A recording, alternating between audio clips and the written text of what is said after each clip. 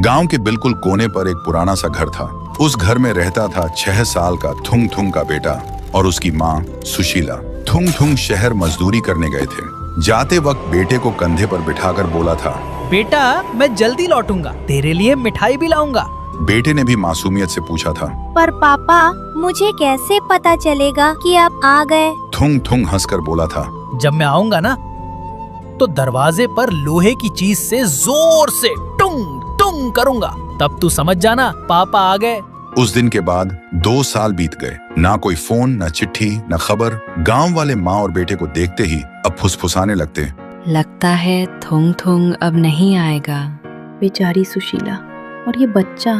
लेकिन थुंग थुंग के बेटे को यकीन था उसके पापा जरूर आएंगे। इसलिए वह हर शाम सूरज ढलते ही घर के बाहर बैठकर हाथ में एक थाली और चम्मच लेकर धीरे से बजाता। माँ बस चुपचाप देखती और बिना कुछ बोले अंदर चली जाती। उनकी आंखों में आंसू होते, पर वह थुंग थुंग के सामने कभी नहीं रोती, क्योंकि एक सच जो बेटा नहीं जानता था।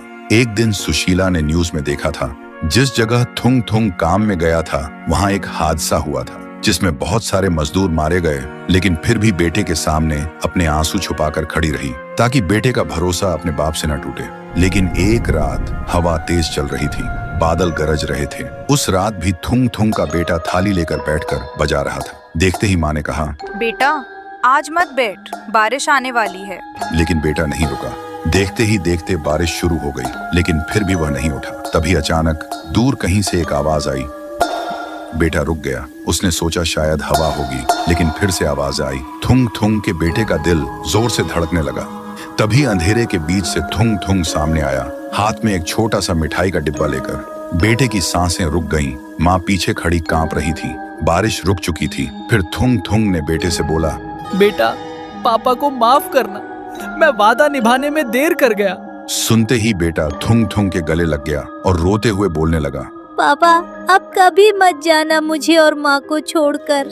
थुंग थुंग बोला, बेटा पापा को जाना होगा, पर याद रखना जब भी तुम टुंग टुंग बजाओगे पापा सुनेंगे, और अब तुम माँ का सहारा बनना, रोना नहीं।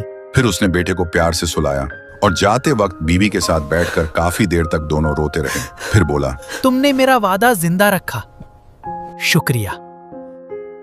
इसका भरोसा कभी टूटने मत देना। और थुंग थुंग एक रोशनी के साथ चला गया। फिर सुबह बेटा जागा तो सब शांत था। उसे लगा शायद सब सपना था, लेकिन जब वह दरवाजे के पास गया तो उसे वहां एक छोटा सा मिठाई का डिब्बा मिला। तो दोस्तों, उम्मीद अगर सच्ची हो तो अंधेरे में भी रोशनी और मौत में भी जिंदगी मिल जाती है।